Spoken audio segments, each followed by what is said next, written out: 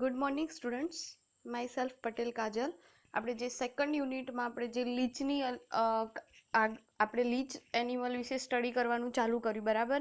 એમાં આગળના લેક્ચરમાં આપણે એનું મોર્ફોલોજી જોઈ, એના પછીના લેક્ચરમાં આપણે જોયું એની ડાયજેસ્ટિવ સિસ્ટમ, બરાબર, એટલે કે એનું પાચન તંત્ર. હવેના આ લેક્ચરમાં આપણે જોઈએ છે જળોનું પ્રજનન તંત્ર, બરાબર.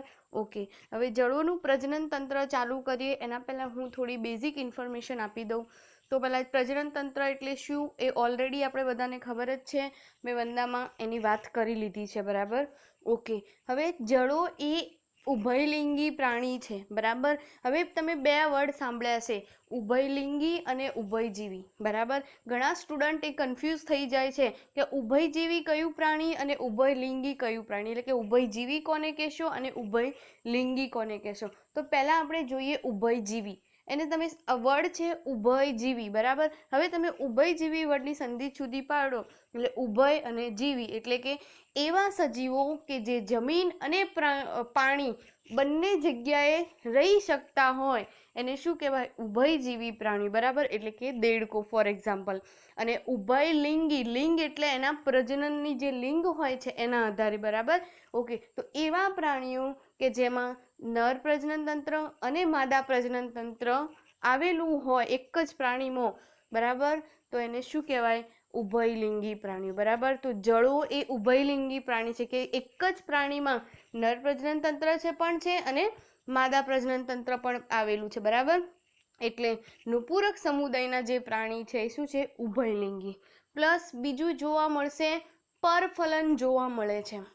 હવે પરફલન એટલે શું? પર એટલે બીજાનું, ફલન એટલે ફલન કરવું, કે જે અંડકોષ અને શુક્રકોષ ભેગા થઈ અને જે ફલનની ક્રિયા થાય છે એ બીજા દ્વારા થાય છે. એટલે કઈ રીતે? હવે એક ક્વેશ્ચન થાય કે અહીંયા જે જળો છે, જળો તો ઉભયલિંગી પ્રાણી છે, એટલે કે એમાં અંડપિંડ પણ છે અને એમાં શુક્રપિંડ પણ છે, બરાબર. તો એને પરફલનની શું જરૂર? બરાબર. કેમ પરફલનની જરૂર પડી? તો એટલા માટે, કારણ કે એ જળોમાં શુક્રકોષ અને અંડકોષ એ અલગ અલગ સમયે પરિપક્વ થાય છે, એટલે કે શુક્રપિંડ અને અંડપિંડ એ અલગ અલગ સમયે પરિપક્વ થાય છે, માટે પરફલન જરૂરી છે. હવે પરફલન એટલે શું? તો પરફલન એટલે એક જળોનો શુક્રકોષ એ બીજા જળોના અંડકોષને શું કરે છે? ફલિત કરે છે, બરાબર. એ પોતાનો જ શુક્રકોષ પોતાના જ અંડકોષને ફલિત કરતો નથી, માટે એમને શું જરૂર છે? પરફલનની. એટલે કે એક જળો પ્રાણીનું શુક્રકોષ એ અન્ય જળો પ્રાણીના અંડકોષને શું કરે છે? ફલિત કરે છે. તો આને શું કહેવાય? પરફલન, એટલે કે બીજા વડે ફલન થયું, બરાબર. ઓકે, આપણે અહીંયા 1 by 1 ચાલુ કરીએ છીએ. નર પ્રજનન તંત્રના કયા કયા ભાગો છે એ જોઈ લઈએ, બરાબર. એના પછી માદા પ્રજનન તંત્રના કયા કયા ભાગો છે એ જોઈ લઈએ. પછી મૈથુન ક્રિયા, સમાગમની ક્રિયા કઈ રીતે થાય છે એ જોઈએ, બરાબર. એના પછી આપણે જોઈએ છીએ કે અંડઘર, અહીંયા પણ અંડઘર રચાશે, બરાબર. તો અંડઘર કઈ રીતે રચાય છે, એની રચના કેવી છે એ જોઈએ, બરાબર. ઓકે, તો રિપ્રોડક્ટિવ સિસ્ટમ ઓફ લીચ, એટલે કે જળોનું પ્રજનન તંત્ર, બરાબર. હવે પ્રજનન તંત્ર ચાલુ કરીએ, બરાબર. તો દરેક જળોમાં નર અને માદા પ્રજનન અંગો આવેલા હોવાથી તેને શું કહેવાય છે? ઉભયલિંગી પ્રાણી, બરાબર. અને જળોમાં સ્વફલન જોવા મળતું નથી, પરંતુ બે જળોમાં મૈથુન ક્રિયા થઈ કયું ફલન જોવા મળે છે? પરફલન જોવા મળે છે, બરાબર. ઓકે, હવે નર પ્રજનન તંત્ર ચાલુ કરીએ એના પહેલા હું ફિગર બતાવી દઉં. આ જે ફિગર છે એ તમે એમ ના કહી શકો કે આ જે ફિગર છે એ તમે એમ ન કહી શકો કે નર પ્રજનન તંત્રની છે. આ ફિગર નર પ્રજનન તંત્રના અંગો પણ ધરાવે છે, પ્લસ માદા પ્રજનન તંત્રના અંગો પણ ધરાવે છે. એટલે આ ફિગરનું નામ શું આપ્યું? જળોનું પ્રજનન તંત્ર અથવા જળોનું પ્રજનન અંગો, બરાબર. ઓકે, હવે એમાં આપણે નર પ્રજનન તંત્રની પહેલાં જોવાનું છે તો એ બતાવી લો, બરાબર. ઓકે, તમે અહીંયા જોઈ શકો છો, આ જે છે અહીંયા આ શું છે? શુક્રપિંડ આવેલા છે, બરાબર. એવા આઈ થિંક 12 થી 22 જેટલા ખંડોમાં શુક્રપિંડ કોથળીઓ આવેલી છે અને એ શુક્રપિંડ કોથળીમાં શુક્રપિંડ આવેલા છે અને આ શુક્રપિંડ કોથળીમાંથી શુક્રવાહિકા નીકળે છે. અહીંયા જોઈ શકો છો, અહીંયા નાની નાની, અને એ ક્યાં જોડાય છે? અહીંયા જે આ છે અહીંયા જે આ શું છે? શુક્રવાહિની. આ શુક્રવાહિનીમાં ઠલવાય છે અને શુક્રવાહિની આગળ વધી અને જોઈ શકો છો અહીંયા એક આવી રીતે અધિવૃષણ નલિકા, જે આ તમે જોઈ શકો છો, અધિવૃષણ નલિકામાં પરિણમે છે, બરાબર.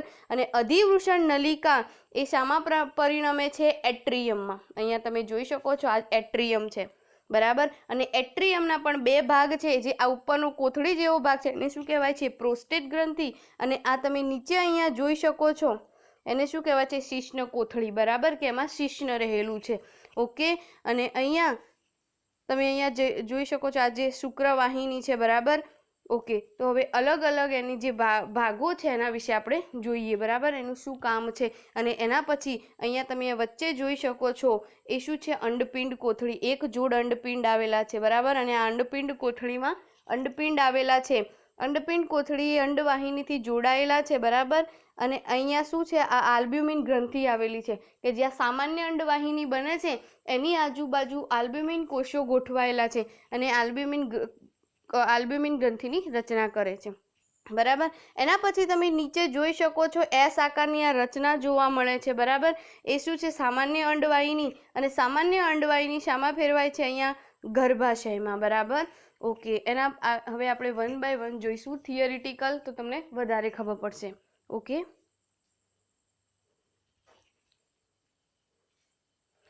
નર પ્રજનન તંત્ર. નર પ્રજનન તંત્રમાં શુક્રપિંડ કોથળી, શુક્રવાહિકા, શુક્રવાહિની, અધિવૃષણ નલિકા, સ્ખલન નલિકા અને એટ્રિયમના સમાવેશ થાય છે, બરાબર. શાનો સમાવેશ થાય છે? તો શુક્રપિંડ કોથળી, શુક્રવાહિકા, શુક્રવાહિની, અધિવૃષણ નલિકા, સ્ખલન નલિકા અને એટ્રિયમનું, બરાબર. હવે જળોમાં 12 થી 22 સુધીના દરેક ખંડમાં એક જોડ એમ કુલ 11 જોડ શુક્રપિંડ કોથળી આવેલી છે. અને આ દરેક શુક્રપિંડ કોથળીમાં શું આવેલું છે? શુક્રપિંડ, બરાબર. દરેક શુક્રપિંડ કોથળીની જોડ આ ખંડની મધ્યમાં, એટલે કે જે આ ખંડ હોય, ખંડની મધ્યમાં, બરાબર, ખંડની મધ્યમાં અને વક્ષ ચેતારજ્જુની બંને બાજુએ આવેલા છે. જ્યારે ચેતાતંત્ર ભણશું એટલે જેનો વક્ષ ચેતારજ્જુ અહીંયાથી જે મધ્યમાં પસાર થશે એની બંને બાજુએ એક જોડ આવી રીતે સામે એક જોડ એવી રીતે શુક્રપિંડ કોથળી આવેલી છે. પણ ટોટલ શુક્રપિંડ કોથળી કેટલી આવેલી છે? 11 જોડ, બરાબર. ઓકે. દરેક શુક્રપિંડ કોથળી ગોળાકાર દ્વિકોષ્ઠીય કોથળી છે, એટલે કે પોલાણવાળી કોથળી છે, બરાબર. કોષ્ઠ આવેલો છે જેની દિવાલમાંથી ઉદ્ભવતા માતૃ શુક્રકોષો શુક્રપિંડ કોથળીના દ્વિકોષ્ઠીય પ્રવાહીમાં તરે છે. ફોર એક્ઝામ્પલ, આ શુક્રપિંડ કોથળી છે, બરાબર. એમાં શું છે? વચ્ચે પોલાણ છે અને આ અહીંયા કોષો તો હશે ને, બરાબર. તો આ કોષો શું ઉત્પન્ન કરે છે? શુક્ર માતૃકોષ, બરાબર. અને આ શુક્ર માતૃકોષમાંથી શું ઉત્પન્ન થશે? શુક્રકોષો, બરાબર, વિભાજન થઈ. અને આ શુક્રકોષો ક્યાં હશે? અહીંયા જે આ પોલાણ હશે શુક્ર માતૃકોષ, એ પોલાણમાં કયા પ્રવાહીમાં તરતા હશે? કે જે આ દ્વિકોષ્ઠી એટલે કે આ કોષોએ જે પ્રવાહીનો સ્ત્રાવ કર્યો છે એ પ્રવાહીમાં તરતા હોય છે, બરાબર. અને તે એમાંથી શું મેળવે છે? પોષણ મેળવે છે અને વિભાજન પામી અને શની રચના કરે છે? શુક્રકોષની રચના કરે છે, બરાબર. તો શુક્ર માતૃકોષ એ શુક્રપિંડ કોથળીના દ્વિકોષ્ઠી પ્રવાહીમાં તરે છે અને શુક્રપિંડ કોથળીમાં તેના વિકાસ બાદ તે શુક્રકોષોમાં ફેરવાય છે. શુક્રપિંડ કોથળીની પશ્વ કિનારીમાંથી શું ઉત્પન્ન થાય છે? શુક્રવાહિકા, બરાબર. દરેક શુક્રપિંડ કોથળીમાંથી નાની નાની શુક્રવાહિકા ઉત્પન્ન થાય છે જે શુક્રવાહિનીમાં ઉગડે છે. એટલે કે બધી જ શુક્રવાહિકા ભેગી થઈને શુક્રવાહિનીમાં ખુલે છે, બરાબર. શુક્રવાહિની 11મા ખંડથી 22મા ખંડ સુધી લંબાયેલી નાજુક આયામ એક નલિકા જોવા મળે છે, બરાબર. કેટલી શુક્રપિંડ નલિકા છે? તો એક જોડ શુક્રપિંડ નલિકા આવેલી, બરાબર. ઓકે. 11મા ખંડની મધ્યમાં શુક્રવાહિની દ્વિકોષ્ઠીય આવરણથી મુક્ત થઈ 10મા ખંડમાં વિસ્તૃત થઈ ગૂંચળામય રચના કરે છે, જેને શું કહેવાય છે? અધિવૃષણ નલિકા. હવે અધિવૃષણ નલિકા હું તમને બતાવી દઉં. અહીંયા તમે જોઈ શકો છો, આ છે એ શુક્રપિંડ નલિકા છે, અને આ શુક્રપિંડ નલિકા એ તમે ઉપર જોઈ શકો છો આવી રીતે ગૂંચળામય જે રચના બનાવી છે એને શું કીધું છે? અધિવૃષણ નલિકા. બરાબર, એટલે કે 10મા ખંડમાં એ ગૂંચળામય બને છે, વિસ્તરે છે અને શની રચના કરે છે? અધિવૃષણ નલિકાની. બરાબર, ઓકે. દરેક અધિવૃષણ નલિકાના અંદરના અગ્રછેડામાંથી ટૂંકી સાંકડી કઈ નલિકા ઉત્પન્ન થાય છે? સ્ખલન નલિકા ઉદ્ભવે છે, જે શામાં ઉગડે છે? એટ્રિયમમાં. અને એટ્રિયમ મેં બતાવી દીધું એટલે કોથળી જેવી વચ્ચે એક રચના છે. બરાબર, આવી રીતે કોથળી જેવી રચના છે. એટ્રિયમ એ 9 અને 10 ખંડમાં આવેલી કોથળી જેવી રચના છે. એટ્રિયમનો અગ્ર ભાગ કેવો છે? મોટો અને પહોળો, જેને શું કીધું છે? પ્રોસ્ટેટ ગ્રંથિમાં. જ્યારે પશ્વ સાંકડો ભાગ શું કહેવાય છે? શિશ્ન કોથળીનો બનેલો છે. બરાબર, જે એટ્રિયમ છે એ 2 ભાગનું બનેલું છે. અગ્ર ભાગ એ પ્રોસ્ટેટ ગ્રંથિનું અને જે પશ્વ ભાગ સાંકડો છે એ શાનો બનેલો છે? શિશ્ન કોથળીનું. મેં આગળ જ તમને ફિગરમાં બતાવી દીધું. બરાબર, પ્રોસ્ટેટ એ જાડી સ્નાયુયુક્ત દિવાલવાળું બનેલું છે, જેમાં ઘણા સ્તરમાં ગોઠવાયેલા એક કોષીય પ્રોસ્ટેટ ગ્રંથિ આવેલી છે. અને શિશ્ન કોથળી એ લાંબુ સ્નાયુમય કોટર છે, જેમાં શું છે? શિશ્ન તંતુમય ગૂંચળાવાળી નલિકા છે, અને શિશ્ન એ નર જનન છિદ્રમાંથી મૈથુન ક્રિયા વખતે બહાર આવે છે. હવે એમણે કીધું કે જે એટ્રિયમ 2 ભાગોનું બનેલું છે, પ્રોસ્ટેટ ભાગ અને શિશ્ન કોથળી. બરાબર, તો જે પ્રોસ્ટેટ ભાગ છે એમાં એક કોષીય પ્રોસ્ટેટ ગ્રંથિ આવેલી છે. બરાબર, અને એ ગ્રંથિ અલગ અલગ સ્ત્રાવ કરતું હોય છે. અને જે આ શિશ્ન કોથળી છે એમાં શિશ્ન આવેલું છે. બરાબર, અને આ શિશ્ન જ્યારે મૈથુન ક્રિયા થતી હોય છે 2 જળો વચ્ચે, એટલે કે જ્યારે સમાગમની ક્રિયા થતી હોય છે, ત્યારે આ શિશ્ન નર જનન છિદ્રમાંથી બહાર નીકળી અને બીજું જે જળો હોય છે, બરાબર, એના ગર્ભાશયમાં એન્ટર થાય છે અને ત્યાંથી એ શું કહે છે? શુક્રકોષોનો ત્યાં ત્યાગ કરે છે. બરાબર, શુક્રકોષોનું સ્થળાંતર શુક્રપિંડ કોથળીમાંથી શુક્રવાહિની મારફતે અધિવૃષણ નલિકામાં થાય છે. હવે તમે વિચાર કરો કે જે શુક્રપિંડ કોથળીમાં શું રહેલ છે? શુક્ર માતૃકોષ. અને આ શુક્ર માતૃકોષ વિભાજન પામી શની રચના કરે છે? શુક્રકોષની. બરાબર, અને શુક્રકોષ એ શુક્રવાહિકામાં આવે છે. શુક્રવાહિકામાંથી શુક્રવાહિનીમાં આવે છે, અને એ શુક્રવાહિનીમાંથી ક્યાં આવે છે? અધિવૃષણ નલિકામાં. હવે અહીં શુક્રકોષોનું શું થાય છે? સંગ્રહ. અધિવૃષણ નલિકામાં શુક્રકોષોનું શું થાય છે? સંગ્રહ થાય છે. બંને બાજુની અધિવૃષણ નલિકામાંથી શુક્રકોષ શામાં એન્ટર થાય છે?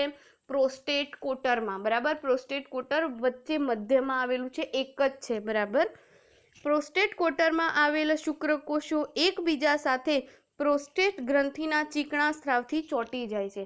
હવે મેં પહેલાં જ વાત કરી કે પ્રોસ્ટેટ કોટરમાં કઈ ગ્રંથિ આવેલી છે? પ્રોસ્ટેટ ગ્રંથિ. બરાબર, અને આ ગ્રંથિ એવો ચીકણો પદાર્થ સ્ત્રાવ કરે છે, જેના કારણે જે એમાં શુક્રકોષો રહેલા છે એ બધા એકબીજા સાથે ચોંટી અને એક બંડલ જેવી રચના કરે છે. બરાબર, તો એને શું કહેવાય છે?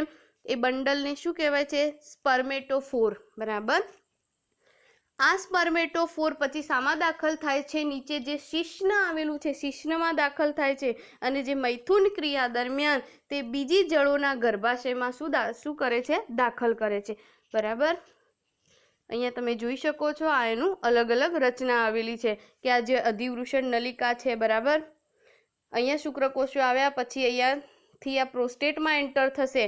બરાબર, અને પ્રોસ્ટેટમાંથી બંડલ બની અને આ શિશ્નમાં એન્ટર થશે, શિશ્ન કોથળીમાં. અને શિશ્નમાંથી જ્યારે મૈથુન ક્રિયા થતી હશે એ વખતે એ શિશ્ન મારફતે એ જે સ્પર્મેટોફોર છે એ જે બીજું હશે, બીજું જળો કે જે માદા તરીકે વર્ત્યું છે, માદા છે નહીં પણ એ શું કરશે? માદા તરીકે વર્તે છે. એટલે કે એમાં એ શું કરે છે? એ આ જે એક છે, એક જળોનો જે જળો શુક્રકોષોનો ત્યાગ કરે છે એ નર તરીકે વર્તે છે, અને જે જળો શુક્રકોષો એક્સેપ્ટ કરે છે એ શાના તરીકે વર્તે છે? માદા તરીકે, બરાબર. તો એ માદા જે જળો હોય છે એમાં એ શું કરે છે? એના શુક્રકોષો એન્ટર કરે છે. અહીંયા એવું કહી શકો નહીં કે માદા કે નર, પણ અહીંયા એ વખતે જે વર્તતું હોય એનું નામ આપ્યું છે, બરાબર. બાકી તમે સ્પેસિફિક કહી શકો નહીં કે આ નર વંદો છે, આ નર જળો છે, આ માદા જળો છે, કારણ કે જળો એ ઉભયલિંગી પ્રાણી છે. પણ જ્યારે એ શુક્રકોષોની આપલે કરતા હોય છે એ વખતે જસ્ટ આપણે એમ કહી શકીએ કે જે શુક્રકોષો એક્સેપ્ટ કરે છે, બરાબર, જે મેળવે છે એ માદા તરીકે વખતે વર્ત્યું, અને જે ત્યાગ કરે છે એ નર તરીકે વર્ત્યું, બરાબર. ઓકે, હવે આપણે જોઈએ માદા પ્રજનન તંત્ર, બરાબર. અહીંયા નર પ્રજનન તંત્ર પૂરું થયું. માદા પ્રજનન તંત્રમાં શું હોય છે? માદા જનન અંગો, એમાં એક જોડ અંડપિંડ કોથળી, એક જોડ અંડવાહિની, સામાન્ય અંડવાહિની અને ગર્ભાશયનો સમાવેશ થાય છે, બરાબર. હવે અંડપિંડ કોથળીમાં 11મા ખંડમાં આવેલી એક જોડ દેહ કોષ્ઠ કોથળી છે. અહીંયા તમે જોઈ શકો છો, બરાબર. આ શું છે? અંડપિંડ કોથળી. અને અંડપિંડ કોથળી કેટલી આવેલી છે? એક જોડ જ આવેલી છે, બરાબર. અંડપિંડ કોથળીમાં નાજુક જીવરસના બનેલા તંતુમય અંડપિંડ આવેલા છે, અને આમ ગૂંચળાવાળા અંડપિંડો અંડપિંડ કોથળીના દેહકોષ્ઠીય પ્રવાહીમાં શું હોય છે? તરતા હોય છે, બરાબર. અને અંડપિંડ કોથળીના તલસ્થ ભાગમાંથી અંડવાહિની, નાજુક એટલે નાજુક અંડવાહિની નીકળે છે, બરાબર. હવે તમે અહીંયા જોઈ શકો છો, આ શું છે? અંડપિંડ કોથળી, બરાબર. અહીંયા તમે જોઈ શકો છો, આ અંડપિંડ કોથળી છે, એમાં આ તંતુમય શું છે? અંડપિંડ છે, અને એમાં જેમ જેમ આગળ અહીંયા વિકસિત અંડકોષ બતાવ્યા છે, અને આ અંડપિંડ કોથળી શામાં ખુલે છે? અંડવાહિનીમાં, બરાબર. હવે જે જમણી અંડવાહિની છે એ વક્ષ ચેતાસૂત્રની નીચેથી પસાર થાય છે, બરાબર. બંને અંડવાહિનીઓ જોડાઈ 11મા ખંડમાં સામાન્ય અંડવાહિની બનાવે છે, બરાબર. ઓકે, અને બંને અંડવાહિનીના જોડાણ પાસે એક કોષીય આલ્બ્યુમિન ગ્રંથિના જાડા સ્તરો જોવા મળે છે. અહીંયા તમે જોઈ શકો છો, મેં જ્યારે ફિગર બતાવી ત્યારે જ કહ્યું હતું કે જ્યારે અહીંયા આ જે અંડપિંડ કોથળીમાંથી જ્યારે સામાન્ય અંડવાહિની નીકળે છે, એ અંડવાહિની જોડાઈ શાની રચના કરે છે? સામાન્ય અંડવાહિની. અને આ સામાન્ય અંડવાહિનીની ફરતે આલ્બ્યુમિનના કોષો એ જાડા સ્તરોમાં ગોઠવાય છે, બરાબર. તો અહીંયા તમે જોઈ શકો છો. ઓકે,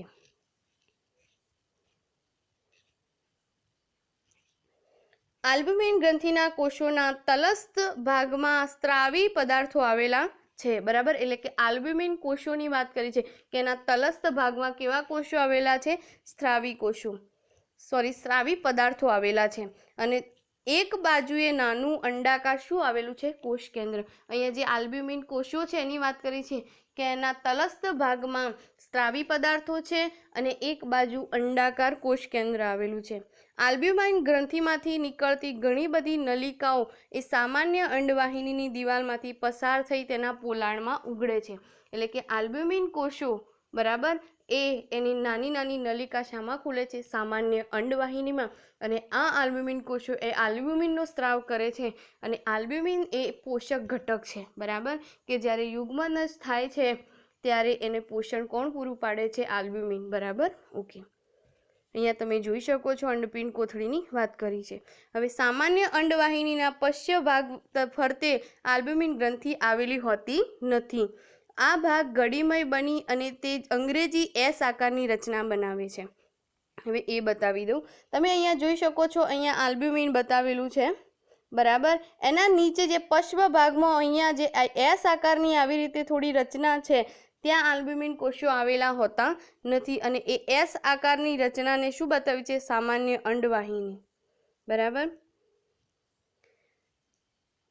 એસ આકારની રચના બનાવે છે, અને એ એસ આકારની રચના શામાં ઉગડે છે? ગર્ભાશયમાં. ગર્ભાશય શું છે? મોટી સ્નાયુની બનેલી કોથળી છે, જે 11મા ખંડમાં પશ્વ ભાગમાં આવેલી છે. પ્રજનન ઋતુ દરમિયાન ગર્ભાશયનું શું થાય છે? કદ વધે છે, અને તેની અંદરના સ્તરોમાંથી ઘણી આયામ ગળીઓ ઉત્પન્ન થાય છે. ગર્ભાશય નાની નલિકા મારફતે ક્યાં ખુલે છે? માદા જનન છિદ્ર તરીકે ઉઘડે છે. અને અંડપિંડમાંથી અંકુરિત થતા અંડકો અંડવાહિનીમાંથી પસાર થઈ ગર્ભાશયમાં આવે છે, જ્યાં અંડકોનું શું થાય છે? સંગ્રહ. હવે જે અંડપિંડ છે એમાંથી જે વિકસિત અંડકોષો, જે પુખ્ત અંડકોષો હોય છે, એ અંડવાહિની મારફતે સામાન્ય અંડવાહિનીમાં આવે છે અને સામાન્ય અંડવાહિનીમાંથી ક્યાં આવે છે? ગર્ભાશયમાં. બરાબર. અને ગર્ભાશયમાં એ શું થતા હોય છે? એકઠા થતા હોય છે. મૈથુન ક્રિયા દરમિયાન બીજા જળોમાંથી આવતા શુક્રકોષોનો પણ સંગ્રહ ક્યાં થાય છે? ગર્ભાશયમાં. ઓલરેડી અંડકો તો ત્યાં છે જ. હવે બીજા જળોમાંથી શું આવ્યા? શુક્રકોષો પણ ક્યાં આવ્યા? ગર્ભાશયમાં. અને હવે ગર્ભાશયમાંથી શું થશે? અંડકોષ અને શુક્રકોષો ભેગા થઈ અને શું કરશે? ફલનની ક્રિયા. આમ ગર્ભાશયમાં અંડકોષોનું ફલન થાય છે અને ફલિત અંડકો માદા જનન છિદ્ર મારફતે અંડગરમાં આવે છે. બરાબર.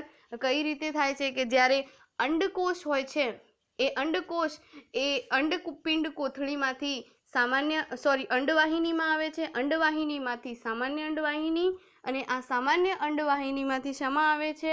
ગર્ભાશયમાં. બરાબર. હવે ગર્ભાશયમાં જેવા આવે કે તરત જ પછી ત્યાં શું આવે છે? શું આવે છે? શુક્રકોષો. બરાબર. એ ક્યાંથી આવશે?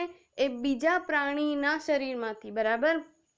તો એ શુક્રકોષો આવ્યા અને જ્યાં શુક્રકોષ અને અંડકોષ ભેગા થઈ અને શું કર્યું? ફલન થયું અને શું બન્યું? યુગ્મનજ બન્યા. બરાબર. હવે આ યુગ્મનજ એ માદા જનન છિદ્ર મારફતે અંડગરમાં દાખલ થશે. હવે અંડગરની રચના કઈ રીતે થાય છે અને એની રચના કેવી છે એ જોઈએ. તો પહેલા આપણે મૈથુન ક્રિયા જોઈએ. બરાબર. તો જળોમાં પરફલન થતું હોવાથી બે જળો વચ્ચે મૈથુન ક્રિયા કયા મહિનામાં થાય છે? માર્ચથી એપ્રિલ મહિના દરમિયાન જમીન કે પાણીમાં થતી હોય છે. બરાબર.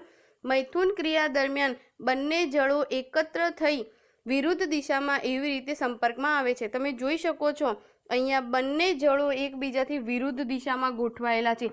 જેવી રીતે મેં આગળના લેક્ચરમાં તમને જે વંદાના બતાવ્યા હતા કે વંદાના બંને પ્રાણીઓ પરસ્પર વિરુદ્ધ દિશામાં ગોઠવાયેલા હોય છે, એ રીતે જળોમાં પણ એ રીતે ગોઠવાયેલા છે, જેથી એમના જે જનન છિદ્રો છે એ સંપર્કમાં આવે. બરાબર. ઓકે. બરાબર.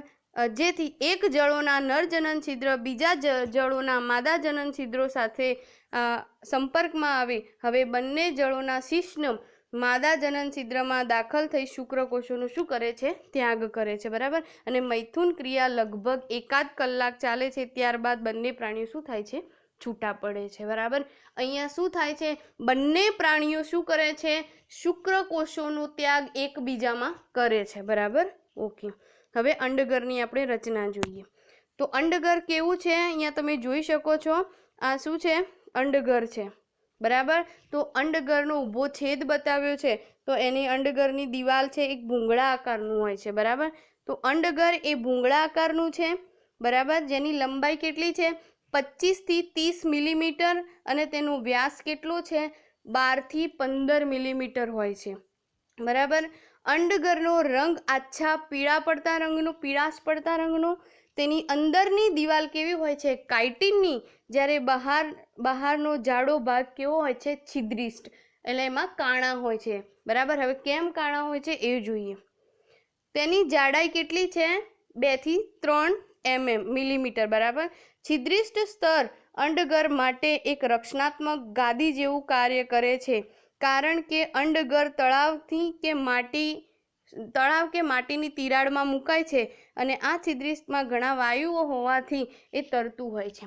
હવે એની અંદરની દિવાલ શાની બનેલી છે? કાઇટિનની. અને બહારની દિવાલ છિદ્રોવાળી હોય છે. બરાબર. હવે કેમ છિદ્રોવાળી હોય છે?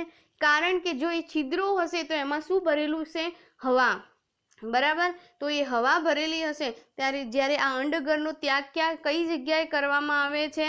તો એ જ્યાં પાણી ભરેલું હોય, તળાવ અથવા એવી માટીની જ્યાં તિરાડ હોય ત્યાં, એટલે કે ભેજવાળી જગ્યાએ કરવામાં આવે છે. બરાબર. તો જો કદાચ બાય ચાન્સ તે પાણીમાં જતું રહે તો એ ડૂબી ન જાય. કેમ ન ડૂબી જાય? કારણ કે જે છિદ્રો હોય છે એમાં હવા ભરેલી હોય છે, એના કારણે શું છે? એ તરતું હોય છે. તેને એક પ્રોટેક્શન મળી રહે. બરાબર. એના માટે એ છિદ્રિષ્ટ હોય છે. બરાબર. હવે તમે અહીંયા જોઈ શકો છો અંડગરનો ઊભો છેદ આપેલો છે. દરેક અંડગર ફૂલેલો હોય છે કારણ કે તેમાં શું હોય છે, જેલી જેવું આલ્બ્યુમિન ભરેલું હોય છે.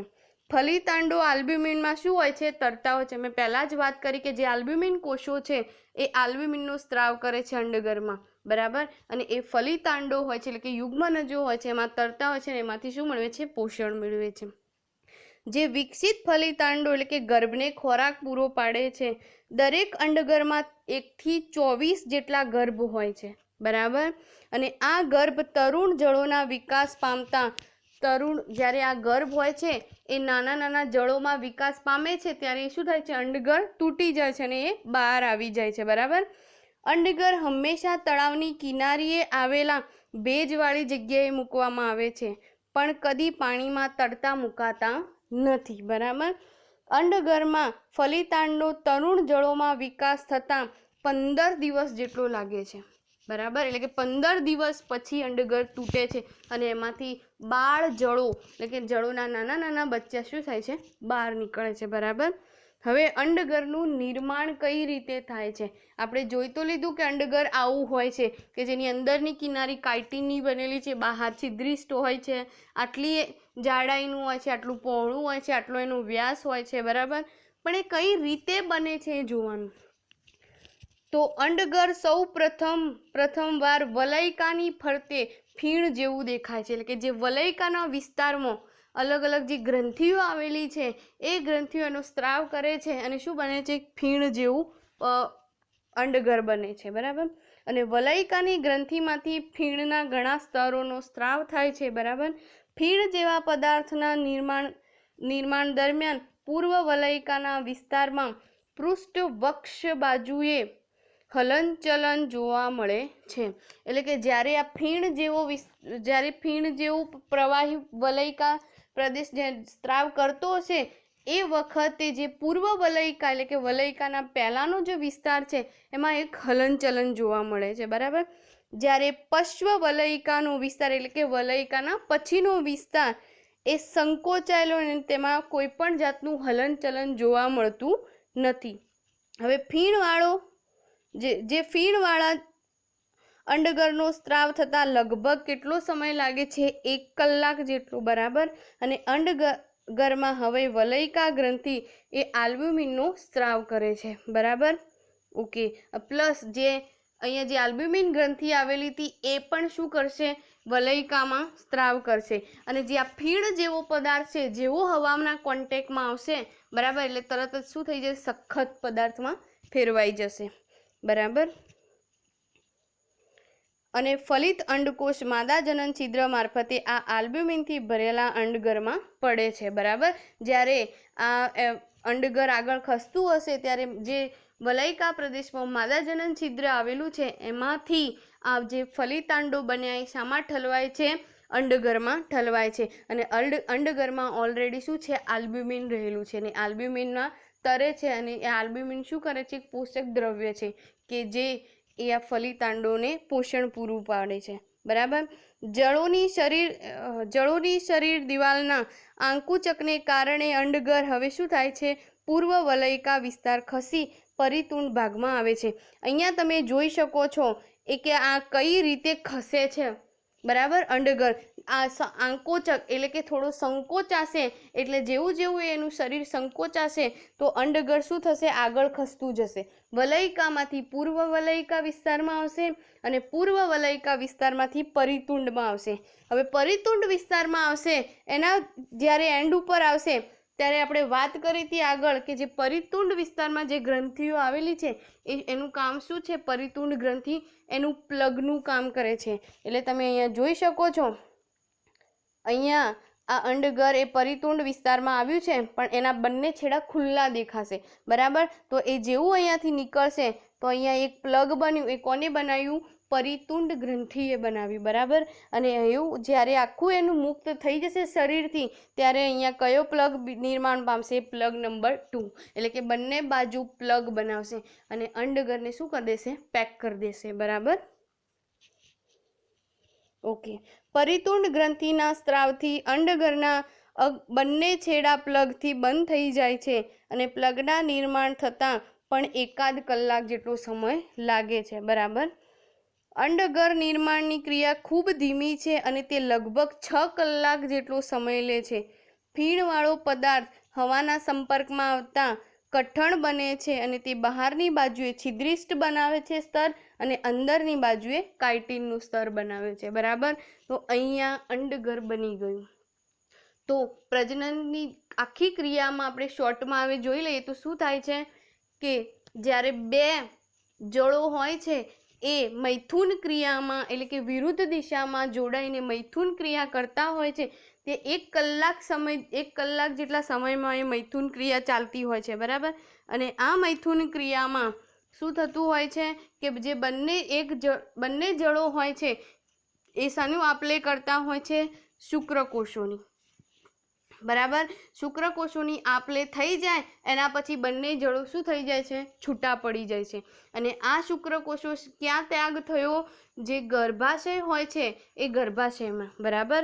અને એ ગર્ભાશયમાં ઓલરેડી અંડકોષો હોય છે અને આ અંડકોષો એ જે શુક્રકોષો છે એ અંડકોષોને ફલિત કરી અને ફલિતાંડની રચના કરે છે, બરાબર. અને આ ફલિતાંડ એ પછી એ વખતે બાજુમાં તરત જ અંડગરનું પણ નિર્માણ સ્ટાર્ટ થઈ ગયું હોય છે, બરાબર. અને આ ફલિતાંડ એ આલ્બ્યુમિનથી ભરેલા અંડગરમાં માદા જનન છિદ્ર મારફતે એનો શું થાય છે? ત્યાગ થાય છે. અને આ અંડગર પછી એ વલયિકામાંથી પૂર્વ વલયિકા તરફ ખસે છે, પૂર્વ વલયિકાથી પરિતુંડ પ્રદેશમાં ખસે છે અને પછી એનો ત્યાગ થાય છે. એ દરમિયાન બંને બાજુ પ્લગ દ્વારા એને બંધ કરવામાં આવે છે અને આ પ્લગનું નિર્માણ કોણ કરે છે? પરિતુંડ ભાગમાં આવેલી પરિતુંડ ગ્રંથિ, બરાબર. અને પછી એમાંથી શું નીકળે છે? આઈ થિંક 15 દિવસમાં બાળ જળું નીકળે છે એટલે અંડગર તોડી અને એ બહાર આવે છે, બરાબર. ઓકે, અહીંયા એનું પ્રજનન તંત્ર પૂરું થઈ ગયું. હવે નેક્સ્ટ લેક્ચરમાં આપણે એની બીજી સિસ્ટમ લેશું, બરાબર. Thank you.